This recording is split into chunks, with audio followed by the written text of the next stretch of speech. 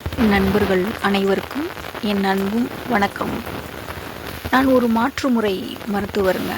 மாற்றுமுறை மருத்துவர் அப்படின்னா ஆங்கில மருத்துவம் தவிர்த்த மருந்தில்லா மருத்துவம்னு சொல்கிற அக்குபஞ்சர், அக்குப்ரெஷர், செப்பு வர்மம், அப்புறம் கப்பிங் தெரப்பி, சித்தா, ஹெர்பல், இது மாதிரி ஆங்கில மருத்துவம் தவிர்த்த மற்ற மருத்துவ முறைகள் எல்லாவற்றையுமே மாற்றுமுறை மருத்துவம் சொல்லுவாங்கங்க. நான் ஒரு 10 வருடமாக பயிற்சி செய்துக்கிட்டு இருக்கிறேன். இந்த 10 வருடங்களில் எல்லா மருத்துவங்களுக்கும் போய் தீர்வு எதுவுமே இல்லாமல், சரி கடைசியாக ஒரு முறை முயற்சி செய்து பார்க்கலாமே அப்படின்னு சொல்லி வந்தவர்கள் தாங்க அதிகம். அப்போது ஒவ்வொரு நோய்க்கு பின்னாலும் அவர்களுடைய மனதில் உள்ள வலிகளின் காரணமாக அந்த தீராத நோய்க்கு ஆட்பட்டவங்க தான் அதிகம். இதை நான் நிறையவே உணர்ந்திருக்கிறேங்க இந்த 10 வருடங்களில். அப்போது எனக்கு தெரிஞ்ச ஒரு பையன் விரும்பி கல்யாணம் செய்து கொண்டான். வீட்டில் பிடிக்கலை, அதனால் கொஞ்சம் தள்ளி வச்ச மாதிரி வச்சுருக்குறாங்க. அப்போது தன்னோட மனைவியை கூட்டிகிட்டு வந்தாங்க. அந்த பொண்ணு, சின்ன பொண்ணு அது. அப்போது என்னதுன்னு கேட்டப்போ, அக்கா சாப்பிட மாட்டேங்கிறா, கேட்டால் பசிக்கலை, வயிறு வலிக்குது அப்படிங்கிறா, தூங்க மாட்டேங்கிறா, என்னன்னே தெரியல. நானும் நிறையா ஹாஸ்பிட்டல் கூட்டிகிட்டு போயிட்டேன். அல்சருக்கு டேப்லெட்டு, டானிக்கு நிறையா கொடுத்துட்டாங்க.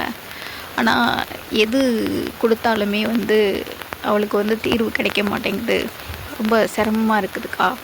சரி உங்ககிட்ட வரலான்னு சொல்லி கூட்டிகிட்டு வந்தேன் அப்படின்னு சொன்னாங்க. எங்களுடைய மருத்துவ முறைப்படி நாங்கள் வருபவர்களினுடைய வாய் வழியாக அவர்கள் என்னென்ன பிரச்சனைகள் சொல்கிறாங்க அப்படிங்கிறத வைத்தும், அவர்களுடைய நாடி, அக்குபஞ்சர் முறைப்படி நாடி பார்த்தும் அவர்களுக்கு என்ன பிரச்சனை அப்படிங்கிறத நாங்கள் நோய் அறிவோங்க. அப்போது அந்த பெண்ணினுடைய நாடி பார்த்தப்போ அவளுக்கு ட்ரிபிள் வார்மர் பெரிகார்டியமும் ஹார்ட் பல்ஸையும் கொஞ்சம் வேரியேஷன் இருந்தது. ஸோ தூங்காமல் இருக்கிறா, ஏதோ ஒரு மன அழுத்தத்தில் இருக்கா அப்படிங்கிறது பிடிபட்டது. அப்போது அல்சர் அப்படிங்கிறப்போ நானும் அல்சருக்குரிய சிம்டம்ஸ் நிறைய கேட்டு பார்க்குறேன். ஆனால் அவள் எதுவுமே இல்லை அப்படின்னு சொல்கிறா. அப்போது சிறிது நேரம் கழித்து எனக்கு ஒரு புரிதல் ஏற்பட்டது. அவளுக்கு பிரச்சனை உடலில் கிடையாது, மனசில் அப்படின்னு. ஆனால் அந்த பையன் இருக்கிறதுனால அவள் சொல்லலை. அப்போது அந்த பையனுமே கொஞ்சம் பரபரப்பாக இருந்தான். அப்போது தம்பி, உனக்கு எதுவும் வேலை இருந்தது அப்படின்னா நீ போயிட்டு வா, மெடிசன்ஸ் எடுக்க கொஞ்சம் டைம் எடுக்கும், உனக்கு தெரியும் இல்லையா, ஒரு 1 hour கழிச்சு வா அப்படின்னு சொல்லி அவனை அனுப்பிட்டேங்க. அப்போது அந்த பொண்ணுகிட்ட பேச ஆரம்பித்தேன். பொதுவாக அவங்கக்கிட்ட உங்களுக்கு என்ன பிரச்சனை அப்படின்னு கேட்டால் யாருமே சொல்ல மாட்டாங்க. இயல்பாக பேசி, எனக்கு இது மாதிரியெல்லாம் பிரச்சனை இருக்குது, நானுமே என்ன செய்கிறதுன்னு தெரியல அப்படின்னு சொன்னோன்னா தான், ஆமாம் எனக்கும் இருக்குது. ஏன்னா எப்பயுமே மனிதர்கள் தன்னோட பிரச்சனையை பிறர் ஒருத்தர் நம்மகிட்ட சொல்கிறாங்க அப்படின்னா தான் அவங்களும் நம்மை நம்பி சொல்லுவாங்க. அப்போது நான் பேசிக்கிட்டு இருந்தேன். என்னோடய லைஃப்லேயுமே நிறைய பிரச்சனைகள் தான்ப்பா. இது மாதிரி சில சமயம் முன்ன மாதிரி எனக்கு இருக்கும், என்ன செய்கிறதுனே தெரியாது. நான் அந்த லைனில் இருக்கிறதுனால எனக்கு என்ன செய்யுதுன்னு எனக்கு பிடிபடவும் தெரியாது. கொஞ்ச நாள் கழித்து, ஒரு 3 நாட்கள் 4 நாட்கள் கழித்து தான் எனக்கே தெரியும், எனக்கு உடலில் பிரச்சனை இல்லை, இதுதான் பிரச்சனை அப்படின்னு சொல்லி. அது மாதிரி தான் உனக்கும் இருக்குது, எதுவும் ப்ராப்ளமா என்னன்னு சொல்ல அப்படின்னு சொல்லி ஒரு சகோதரி அவகிட்ட பேசினப்போ அழுதாங்க, நிறைய அழுதான். அவளை அழ விட்டுட்டு என்ன பிரச்சனைன்னு கேட்டப்போ, அக்கா அவன் என்னை ரொம்ப லவ் பண்ணுறான், என்னை நல்லா பார்த்துக்கிறான், நான் இல்லைன்னே சொல்லலை, அவனை குறை சொல்ல மாட்டேன்.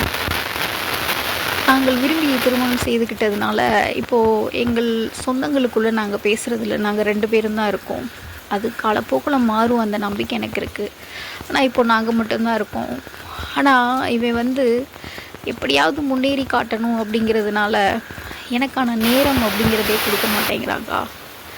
எனக்கு உடம்பு சரியில்லைன்னா நல்லா பார்த்துக்கிறான், கவனிச்சுக்கிறான், அதெல்லாம் நான் இல்லைன்னே சொல்ல மாட்டேன். ரொம்ப நல்லா பார்த்துக்கிறான், எங்கள் அம்மா பார்த்த மாதிரி பார்த்துக்கிறான் அப்படின்னு சொன்னாங்க. அப்போது நான் அவள்கிட்ட கேட்குறேன், பிறகு ஏன் உனக்கு இவ்வளோ ஒரு நல்லா பார்த்துக்கிறான்னு சொல்கிற, அன்பாக இருக்கிறான்னு சொல்கிற, அப்புறம் ஏன் இவ்வளோ பிரச்சனை, உன்னால் தூங்க முடியல, சாப்பிட முடியலைங்கிறப்போ ஒரு பதில் சொன்னாங்க. அக்கா, பொதுவாக இப்போ நம்ம ரோட்டில் போகிறோம், கீழே விழுந்துட்டோம் அப்படின்னா யாருன்னே தெரியாது. ஆனால் நம்மளை தூக்கி விட்டு தண்ணி தெளித்து விட்டு நம்மளை ஹாஸ்பிட்டலுக்கு அனுப்பி வைப்பாங்க. பக்கத்து வீட்டில் இருக்கிறோம், யாருமே இல்லை அப்படின்னா ஒரு ஃபீவர்னால் பார்த்துப்போம். பசிக்குதுன்னு யாராவது சொல்கிறாங்க அப்படின்னா அடுத்தவங்கள பார்ப்போமா என்னன்னே தெரியாது, சாப்பாடு வாங்கி கொடுப்போம். ஆனால் அதெல்லாம் கருணைக்கா, அதெல்லாம் இரக்கம்க்கா. இவன் எனக்கு உடம்பு சரியில்லாமல் இருக்கும் பொழுது மட்டும் என்னை பார்த்துக்கும் பொழுது என் மேலே கருணையாக இருக்கிறான், இரக்கமாக இருக்கிறான்னு தோணுது. யாரோ தெரியாத நபர் மேலே இருக்கிறதுக்கு பேர் தானேக்கா அது. நான் அவனை லவ் பண்ணுறேன்க்கா. அவன் வந்து என் மேலே கருணையும் இரக்கத்தையும் நான் எதிர்பார்க்கலக்கா. அவங்ககிட்ட இருந்து காதலை எதிர்பார்க்குறேன், நேசத்தை எதிர்பார்க்குறேன். அதை கொடுக்க மாட்டேங்கிறான், எனக்கு நேரம் இல்லைன்னு சொல்கிறான்.